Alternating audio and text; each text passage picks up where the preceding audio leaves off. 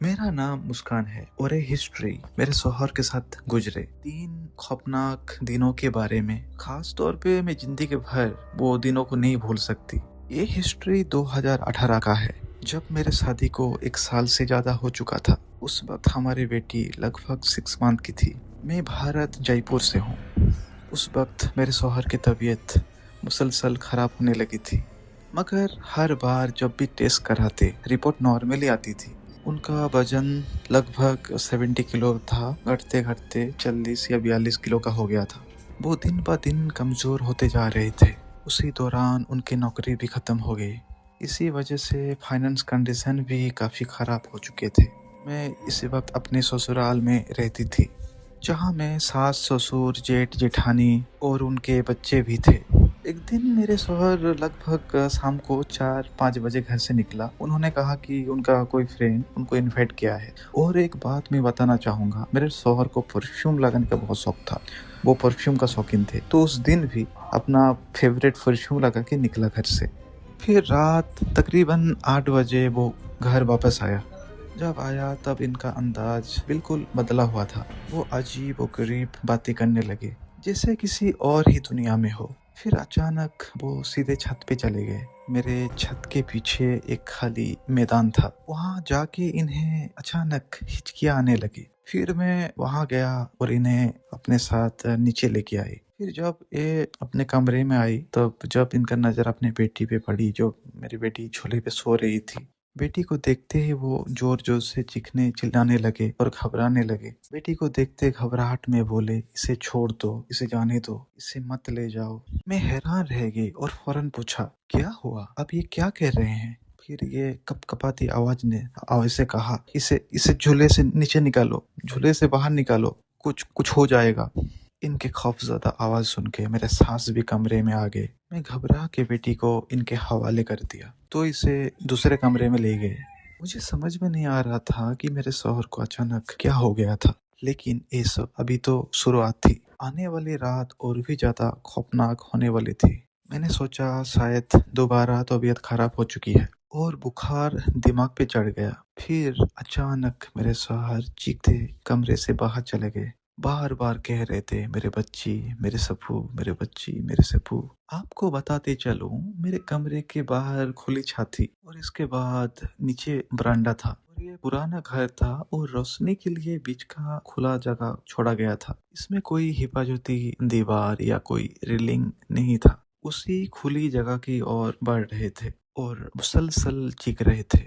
मैंने पूरा जोर लगा के इन्हें रोकने की कोशिश की, क्योंकि मैं इनसे ज़्यादा कमज़ोर थी, इसलिए मैं इनको काबू नहीं कर पा रही थी। जब कोई और रास्ता ना रहा, तब मैं उनका टांग पकड़ ली और मैं ज़मीन पे बैठ के पूरी ताकत लगा के इन्हें रोका। फिर मैं जोर जोर से चिल्ला दी और वहाँ पे घर के सब लोग पहुँच गए। सब ने मिल के इन्हें वापस कमरे में ले जाने की कोशिश की, लेकिन वो काबू में नहीं आ रहे थे और मुसलसल चीख रहे थे, मेरे बच्ची करके चिल्ला रहे थे। मैं पहले इन बातों पे यकीन नहीं रखती थी। मुझे लगा था कि इनके कोई दोस्त ने इन्हें कोई नशा वाला चीज दिया है। फिर मेरे चाचा जो नीचे रहते थे, उनके बेटे मिलके इन्हें संभालने की कोशिश की, लेकिन वो भी जब नाकाम हो गए, मजबूरन इन्हें बिस्तर से बांध दिया गया। आप यकीन नहीं मानेंगे कि वो बिस्तर इतना भारी थी, उन्हें बुलाने के लिए 4 लोगों का जरूरत थी। उठाना तो दूर की बात है, लेकिन मेरा शौहर वो बिस्तर को एक हाथ से नीचे गिरा दिया। वो बिस्तर ईंटों से रखा हुआ था, थोड़ा ऊंचा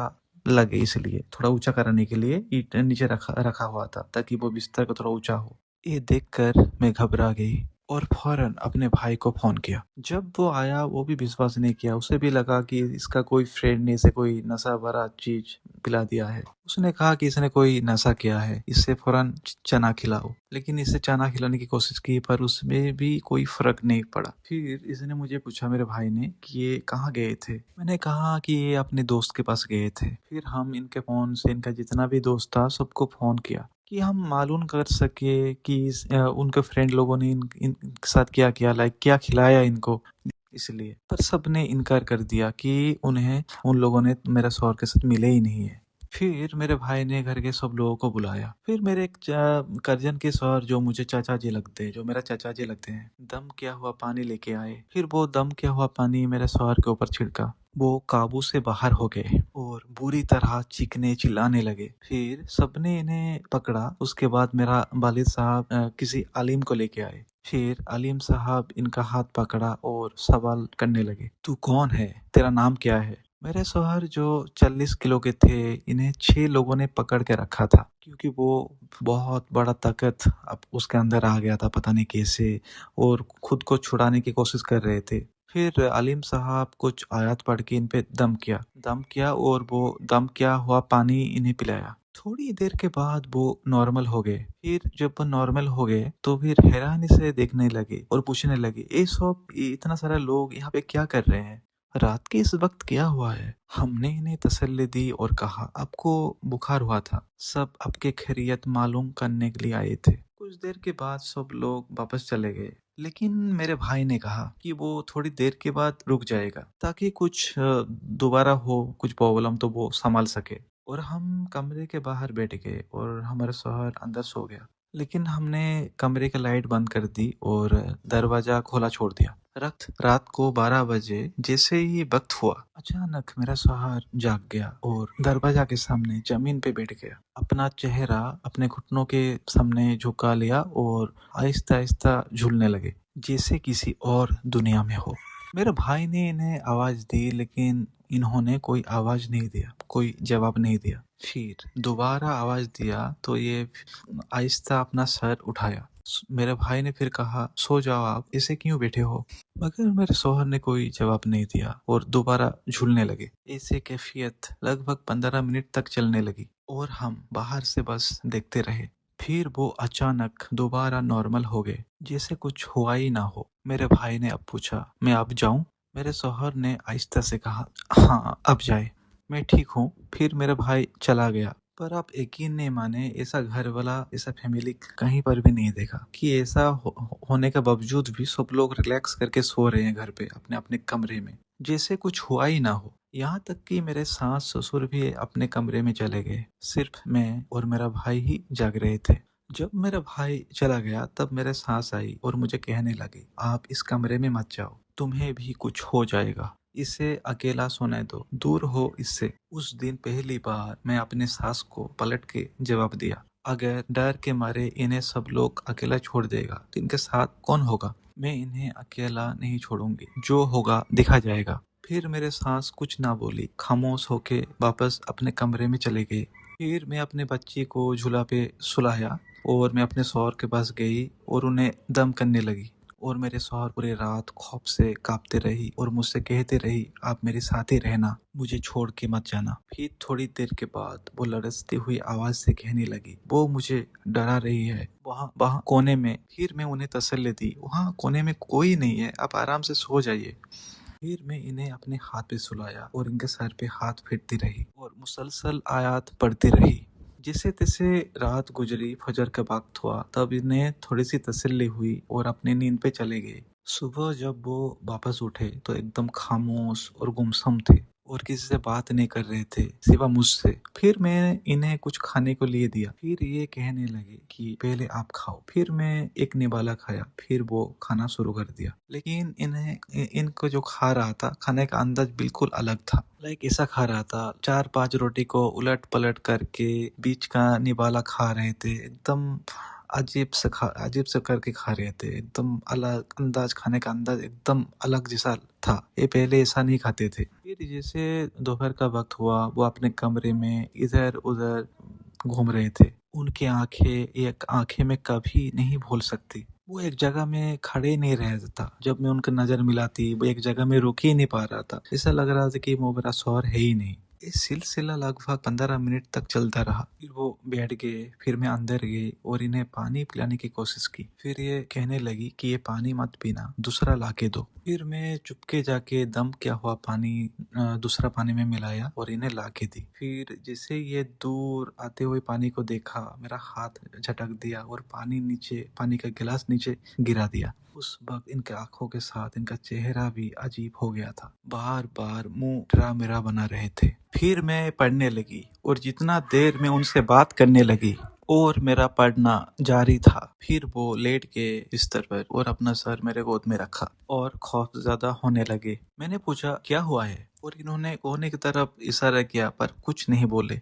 मैंने पूछा क्या कोई डरा रहा है आपको, पर बहुत ही अजीब तरह आवाज से बोले हो रही, पर मैं नहीं डरी। मैंने उनसे पूछा क्या कह रही है वो। उन्होंने बताया कह रही है मेरे साथ चल। मैंने गुस्से से कहा उन्हें कि उससे कहो अगर हिम्मत है तो मुझे लेके जाए। मैंने शौहर से कहा कैसे ले जाएगी वो आपको, मैं कहीं नहीं जाने दूंगी। फिर मेरे शौहर बोले कह रही है वो मैं ले जाऊंगी। फिर मैं बुलंद आवाज में कही अगर उसका हिम्मत है तो मुझे लेके जाए, इससे तो तुझसे मैं कुछ बिगाड़ने नहीं दूंगी। मेरा अल्लाह बहुत बड़ा है, अल्लाह मेरे साथ है। तेरा जैसा नापाक पाक मेरा कोई बिगाड़ नहीं सकती, तेरा जैसा नापाक चीज मेरा कोई बिगाड़ नहीं सकती। मैं इससे निकाह किया है, इस पे पर मेरा हक है और ये सिर्फ और सिर्फ मेरा है, समझी। उस वक्त मुझे इतना गुस्सा था कि मैं भूल गई कि मैं कोई आम लड़की से नहीं कि एक भूत से बात कर रहा हूँ, एक जीन से। खैर मगर वो हिम्मत अल्लाह ने मुझे दिया। तो मेरे शौहर ने कहा कि अब वो नहीं है। लेकिन मगरिब के बाद दोबारा वही सिलसिला शुरू हो गया। वही चक्कर लगाना, टिकटिकी बांध के देखना, अजीब सी डरावना शकल बनाना। फिर मैं फौरन अपने भाई को फोन किया। इन्होंने मेरे फूफा से बात की, इन्होंने और एक आलिम से बात किया, इन्हें घर लेके आए। उस दौरान मेरे ससुराल के लोग ऐसे थे कि ये इनका कोई भी नहीं लगता, जैसे ये मसला और सारी जिम्मेदारी बस मेरी ही है। खैर आमिल साहब आए और जायजा लिया, मतलब वो देखने लगे क्या मसला है, क्या दिक्कत है। फिर आलिम साहब ने चेक करके बताया कि इसके अंदर एक नाकाब चीज बसे हैं, इसे कब्जे में लेके रखे हैं। फिर वो आलिम साहब चेक करने लगी क्या इशू है। ठीक है, तो जैसे ही फिर वो आलिम साहब आई और जायजा लेने लगी।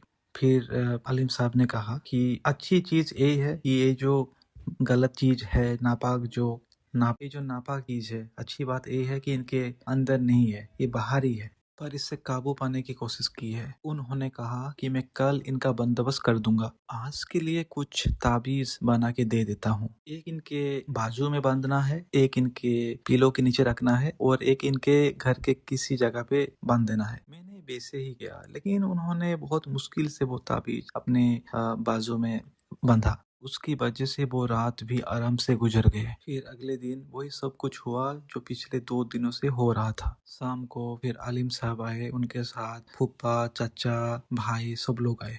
फिर इन्होंने मुझे दूसरे कमरे में जाने को कहा। फिर सब लोग वो कमरे में गए। फिर मेरे शौहर इन्हें देख के घबरा गए और सब लोगों ने इन्हें पकड़ा। फिर आलिम साहब ने पढ़ाई शुरू की। ये काफी देर तक चलता रहा। मैं सिर्फ उनका आवाज ही सुनाई दे रही थी। फिर वो बेहोश हो गए और सब लोग इन्हें छोड़कर बाहर आ गए। कुछ देर बाद इन्हें जब होश आया, उसके बाद आलिम साहब 2 खाली बोतल लेके इनके पास गए। पहले एक बोतल दिखाया और उनसे पूछा इसमें कुछ नजर आ रहा है। मेरे शौहर ने इनकार कर दिया। फिर भी आलिम साहब ने 2-3 बार पूछा, लेकिन इन्होंने कहा कुछ भी नजर नहीं आ रहा। फिर आलिम साहब ने दूसरी बोतल आगे की और पूछा इसमें। वो पूरी पूछने ही जा रहा था कि इसमें, तो उससे देखे ही मेरा शौहर खौफ से पीछे हो गया और घबरा के अपने आंख में हाथ रख दिया और बोला ये वही है, ये वही है, ये वही है। फिर आलिम साहब वो बोतल को कपड़े से ढक दिया और बोला आप लोगों को यकीन दिलाने के लिए सच में इन्हें बोतल में कैद किया। फिर मैंने 2 बोतल दिखाए तो इन्होंने कहा कि ये बोतल को कब्रिस्तान में दफन करना होगा, और हमने वैसा ही कहा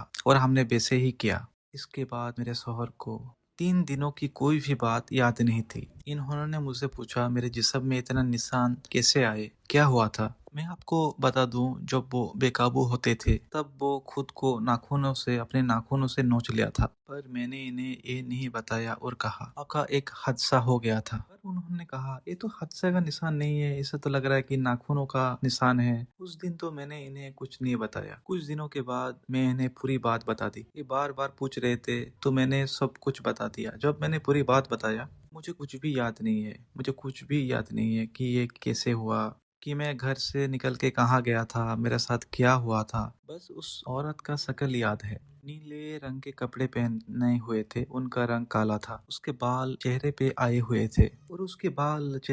हुए थे उसके आंख बहुत खौफनाक थी और मुझसे कह रहे थे कि नीचे कूद जा, ऊपर से कूद जा, वरना तेरे बच्चे को नीचे फेंक दूंगी। इसीलिए मेरे शौहर चीखते हुए भाग रहे थे। फिर आलिम साहब ने कहा, वो अपनी मर्जी से नहीं आई, बल्कि इसे किसी ने भेजा है। फिर आलिम साहब ने बताया, किसी ने आप पर जादू किया था, वो भी अपने कपड़े के जरिए। वो भी कोई अपना ही था जिसने ये सब किया। उसने ये वाला को आपके साथ लगाया था।